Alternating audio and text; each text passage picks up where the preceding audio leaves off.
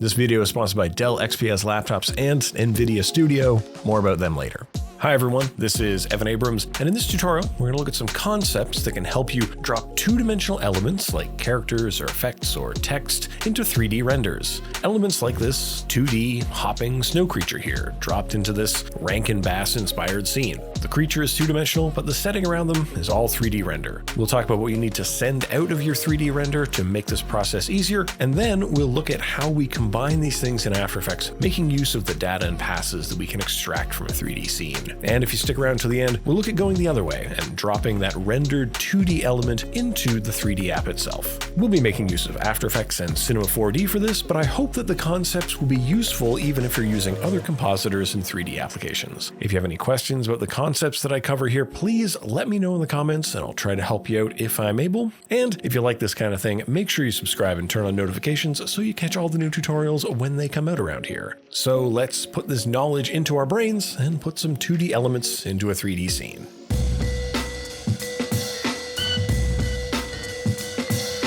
To start off, it helps to have all the component parts ready to go. That means all of the passes rendered out of Cinema 4D, and maybe even the 2D character already designed, if not animated. In this case, my order of operations was to create a 3D scene, define the camera movement, render that off, and then to add the 2D character along the middle of this trail shape, creating the 2D elements second in After Effects. So, to get started, let me take you on a quick tour of that 3D scene so you can get a sense for what's happening in there. It's built of many concentric arrays of elements, simple primitives, rounded off cones, and many of these things have been arrayed using the MoGraph cloner object. It's an excellent feature of the full version of Cinema 4D that makes pushing a lot of objects around really easy.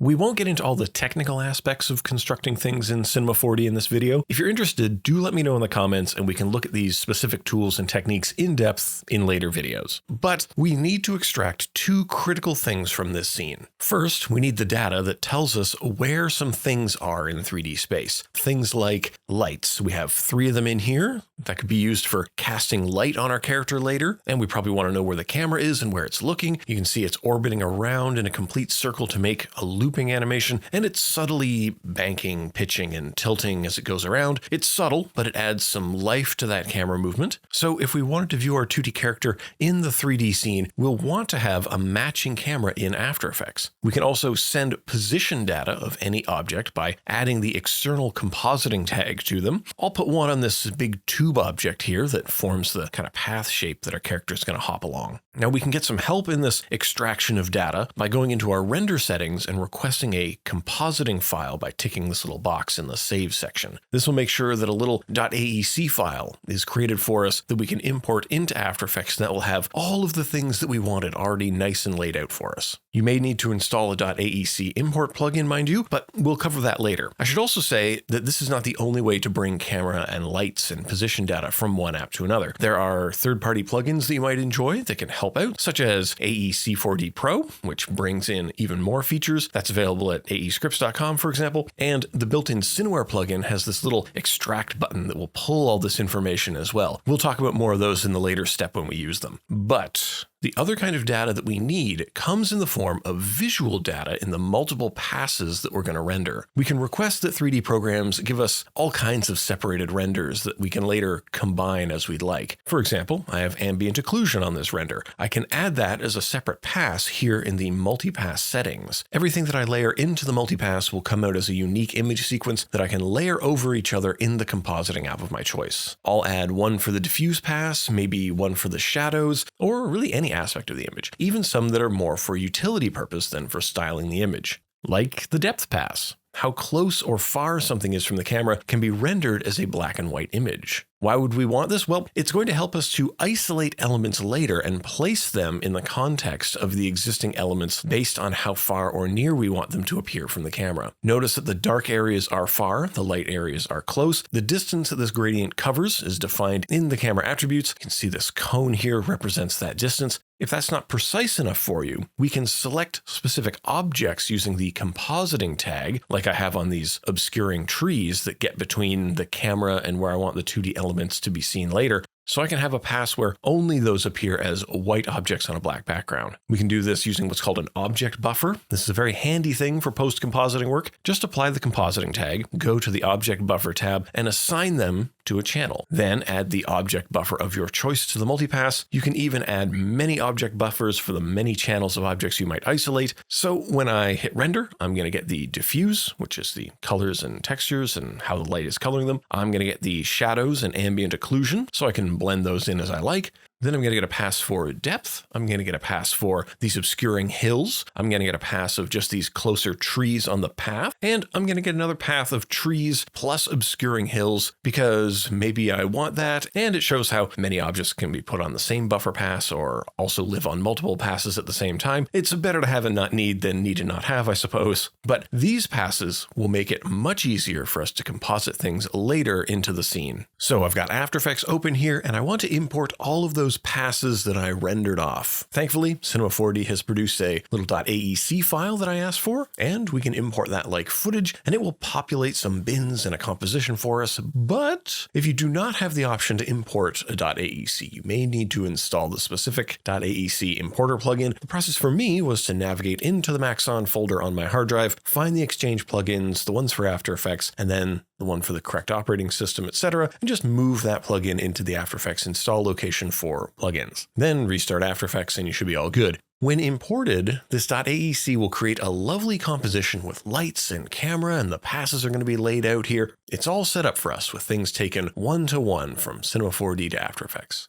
If you need or want to do this manually, we can make a new composition and import each pass as we need, placing them on the timeline. Make sure that your image sequences are being interpreted as you expect by right-clicking on them and checking out their interpretation. Looks like it's all coming in at 30 frames a second, so I'm happy with this for our use. Now, in a fresh composition, we can layer them down. We might as well dump them all in here. And we would want to set these shadows to multiply over the diffuse so that they blend as expected. And maybe we'll just not look at the utility passes for now. But we need to get those cameras, lights, and that positional data as well. So I can import the .c4d file, and while it can be used to show us many passes as well, I'm only going to use this to extract the data we're after. For complex scenes with a lot of geometry, it can be more efficient to render off passes than to lean on the dynamically rendered passes that you might get out of Cineware.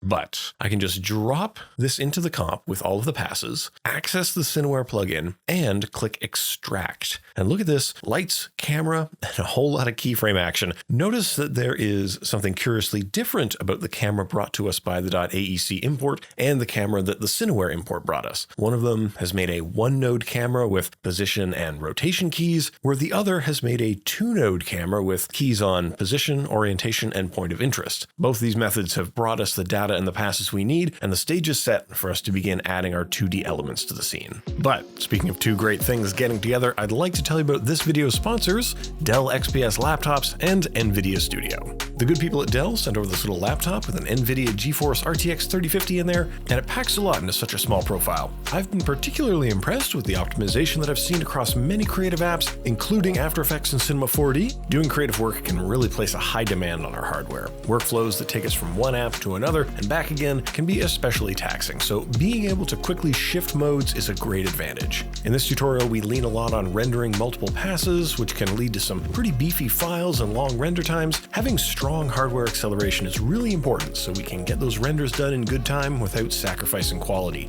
And smooth decoding and playback of those passes is critical when we go to make use of them. So if you're in the market for some new hardware, please consider the Dell XPS line with NVIDIA graphics, and you can check all those out in the link in the description. Big thanks to Dell and NVIDIA for sponsoring this tutorial. Now let's get back into it. So where does this 2D character go? This is a bit of a tricky part, and I want to walk you through the process manually first so you can get an idea of what's all happening here. Even though we have a camera, it can be hard to locate where in the scene things should live. We are lucky in this case that the 3D world of After Effects and Cinema 4D can align very nicely. To get this started, I'm going to create a null, and I'm going to just make that null 3D. While we know in the Cinema 4D scene the camera was looking at the origin 0, 0, 0 of the coordinate system, we don't see our null in the frame at all when it becomes three-dimensional. Now, why is that? Well, its position is at some other number by default based on the frame size. To After Effects, 0, 0 would be in the top left of a frame typically. So nulls by default typically show up at the middle center of the frame instead. But because we're using a camera borrowed from Cinema 4D, if we were to set that null to live at 0, 0, 0, look at this, it is at that expected origin location. Let's go ahead and rename this to origin because it's living at that origin of the 3D world. Now I will parent another 3D null to that origin and try to move it out to the middle of this ring where we want our character to hop around. I know that that ring is a certain size in centimeters in Cinema 4D, and that the middle of that ring is roughly 250 centimeters away from the origin. I know this because I entered those numbers myself back when I was setting up the scene, but you may need to tab back and forth or maybe make some notes as you work. But either way, if I were to move this to negative 250 away from the origin on that Z-axis, look at this, it's where it needs to be as we orbit around the scene. Then I'll move it up a bit to a number that I know because I set the height of this object in Cinema 4D as well. And now that null seems to be living at the right spot. Another way, instead of having to work it out manually, is to apply an external compositing tag in Cinema 4D, and that will come over as a null when you import the .aec file or extract data using the Cineware plugin. I want to show you the manual way just so you can see what's happening and why your elements might not look correct. My next step is to make sure that, for my scene at least, that this is going to rotate along the path by creating a new null at the origin, parenting our placeholder null to that center null, and rotating it around to follow the movement of the character. This way that hopping snowfolk will seem to be always moving with the camera as we travel around the scene. I highly recommend using nulls in this way to gauge where things should be. Here is the 2D element we're going to drop in. It's a kind of bounding snow person. Maybe you have a character walking or maybe a bird flying. Whatever it may be, it helps us to have this element contained in its own composition. You can see in here that the character hops forward and then slides back. It's kind of strange, but since the scene will appear to be in constant motion under the character, we need this kind of movement to be happening. If this were a walk cycle, they'd be walking in place. If this were a bird, they'd just be flapping in place. All while this particular scene they will be placed in will seem to slide underneath them. It is really similar to an old Fleischer animation process for combining real footage of scenery and cell animation that is truly uncanny. I would encourage you to check that out. But in this case, since we live in the future, we can drop this hoppy friend into our scene, make the layer 3D, and parent it while holding Shift to that null that we know lives at the right place and moves at the right speed, and it's not quite right, is it? I'll need to adjust the anchor point value here until the element is kind of at the right elevation, seeming to hop on the correct plane. Then I want this to be a loop. So I'm going to turn on time remapping for the layer, and inside of that composition, I'm going to have a look at where the keyframes are. We've got the cycle happening from 1 second to the 3 second mark. So I'll drop keyframes on that time remapping property at 1 and 3 seconds, delete the other keyframes that show up when you turn on time remapping, and then I'll want to loop these two keyframes in a cycle. I'm using this little expression here, loop in plus loop out minus value, which causes the values to loop both forward and backwards. This is great for us because maybe we have a bit of a slide going on, like the motion isn't lining up or the timing isn't working for the loop, and we can make this go faster or slower by pinching or expanding these keyframes. We want to have this kind of built-in flexibility into a project as much as we can so that we can make this kind of modification. Another thing we may want to do is tweak the actual distance of the hop or the stride or whatever's going on. Some tweaking may be needed to make it all line up. You may even need to scale this composition up and down. All of those factors are going to play into making the timing and movement feel right. Don't expect it to look right on the first time. A little nudge here, a little bump there, and eventually we'll get it to look correct enough. However, there's still something that looks very incorrect. Perhaps it's because this horrifying monster seems to be on top of the trees when it should be behind them. So let's go ahead and fix that up in our next phase. Remember those extra passes I talked about at the start, those object buffer and depth passes? Those are really useful when we want to start making it seem like this 2D element is really in this space. First, I want to talk about how you might use the depth pass. Because the distance is being delineated by luminance, we can really quickly make a matte out of this. First, I'm going to use a level adjustment to stretch the values out a little. I want this to run from totally white to totally black, and for as many points in between. Then, I'm going to use the extract effect to keep or remove pixels based on the luminance. By sliding these values here, you can see that I'm removing far away things or removing near things. Let's keep only the parts that would obscure this 2D character. Now we can use this as a track matte for our character by moving it above the layer and setting the track matte option on the character layer to alpha inverted. That will show the 2D character layer only where the depth matte layer is not visible. For some reason, this makes the most sense to me, but you could just as easily invert the extract effect and use the alpha matte option instead of the inverted. Either way, totally good, but the edges are looking a little bit rough. And thankfully, we have many tools in After Effects to work on that. Maybe a simple matte choker effect can help to make that alpha a little bit smoother and maybe a little bit softer. You might need to work on the geometric softness, the choke amount, and the gray point softness a little bit, but we can get pretty decent results if separating by depth is going to help get this behind the things it needs to be behind. It's also worth noting that if that depth changes, you can keyframe what you are extracting specifically, so all of this can slide and change. However, this would not be an E.C. Abrams brand tutorial if I didn't then show you another way to do the exact same thing, so we have here our passes from the object buffer. I'll use this one that is a combination of the hills and those closest trees, and then we'll solo this so you can see that it is black where those objects are not, and it is white where they are, making this the perfect Luma matte. I'll set this 2D character to instead use this pass as an inverted Luma matte, meaning I can see the snowfolk where the darkest areas of the image are. That is a great way to hide or reveal elements if separating them by object is going to be helpful. But wait, there's more, just one more thing. Let's say our elements are going to be drifting even further to the right or left here. One area where this specific object buffer can let us down is that those trees that are clearly in the background now would still show up and seem to be on top of our subject matter. If that doesn't line up with the reality of where the 2D thing is meant to be, that's going to be a problem. These conflicts between 3D distance and layer order are a big hurdle that we have to get over.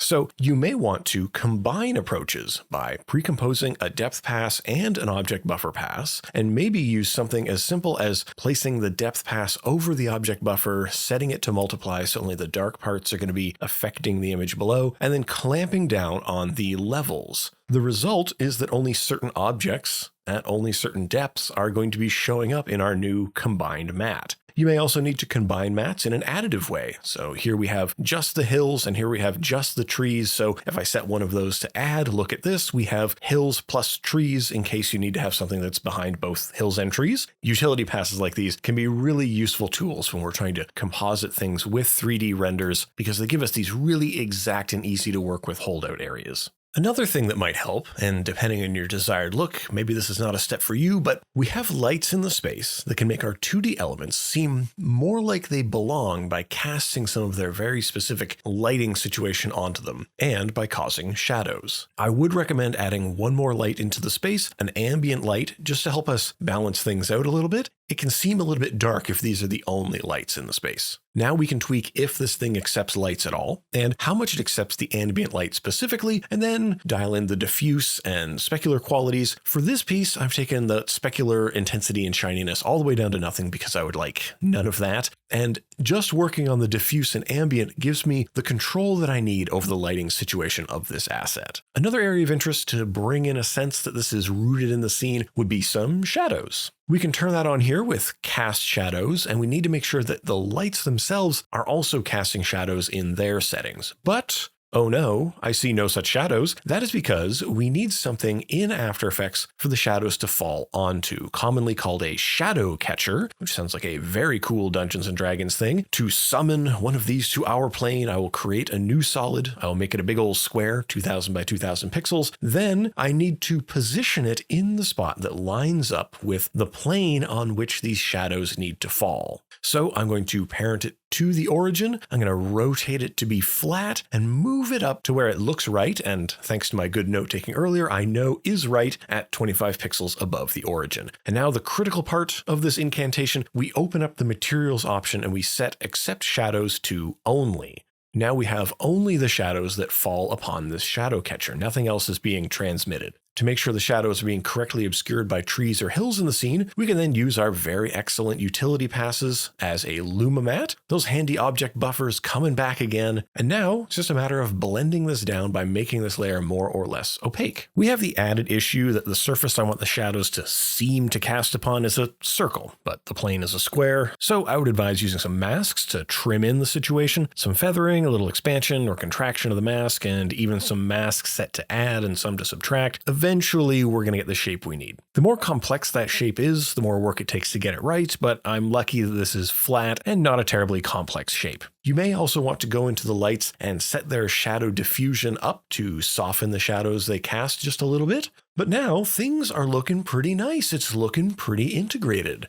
When it's all done, you'll likely want to take this composition and drop it into another comp and apply some things like curves or other color corrections on here just to finish up the piece. I sometimes recommend adding some grain to help blend the 2D and 3D bits together. Just a wee bit of noise, HLS, or grain of some kind can help make it seem like they go together in a more cohesive image, even if it does muddy it up a little bit. There's often a fair amount of grain introduced into the 3D render itself, and so an exceptionally clean 2D image placed on top of it will really stand out, and this can help to just kind of make those seem like they belong more together. You may also want to drop on some forced motion blur or a pixel motion blur effect. Adding those on at the end can harmonize the motion blur between the disparate elements and again, just make it seem like they belong together in one cohesive render. It doesn't always have the cleanest results, and it can take a bit of processing power, but it is a quick and dirty way to get a little bit of motion blur into this thing. And in this case, I think the effect works pretty well. It's pretty successful. Now, as you can see, there's still more to the tutorial, and that's because this whole tutorial has been about placing a two-dimensional asset into an already rendered three-dimensional scene. Well, what if we just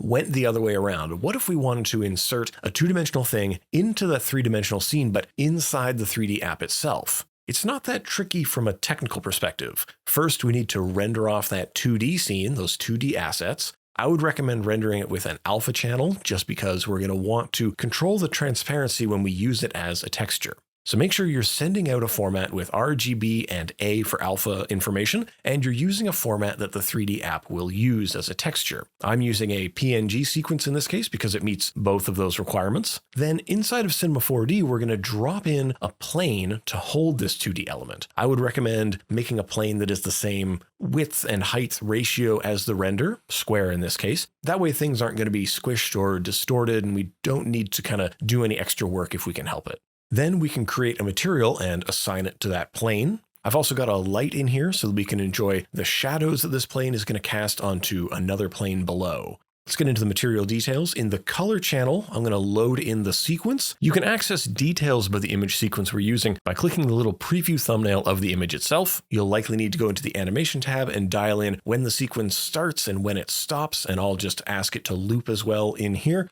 Tapping calculate can usually solve any of the troubles by detecting the first and last frames and the frame rate as well, but this is where we can dial that in manually. Because we would like to see this animate in the viewport, let's go to the viewport section, click on animate previews, have a scrub through and look at this. A lovely animation is taking place. Now it looks like I've just got my plane facing the wrong way. Let's get that oriented the way we need it so it doesn't look silly in this demonstration, but it is on a solid square, and that is because we must turn on transparency in the material now. We don't need a refraction index at all, so I'm going to bring that to a 1. No refraction either way, please. Then we'll load into that transparency channel that same image, but under layer set, we're going to ask specifically for the alpha of the image.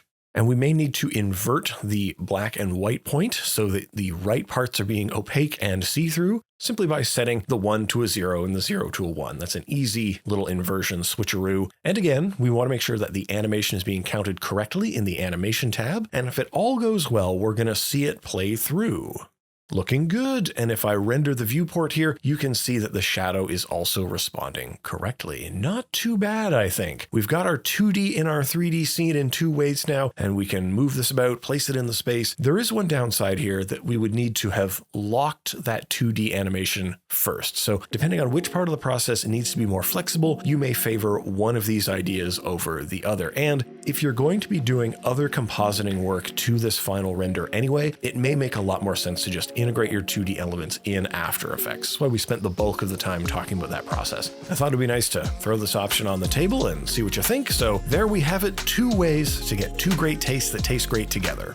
I hope this tutorial has been to your taste. If it's been useful and you make something cool with these ideas, let me know about it. Tag me on Instagram or get at me on Twitter. I'm at EC Abrams on both those places. If you have trouble with any of these ideas, let me know in the comments and I'll try to help you out as best I can. If you like this kind of thing, maybe subscribe and turn on notifications so you get all the new tutorials when they come out. And if you would like this kind of thing but live, come hang out with me on Behance. I'm at EC Abrams over there as well. That'll do it for me. Thank you so much for watching. Until next time, stay creative, be kind to each other, and I'll see you around the internet. Bye for now.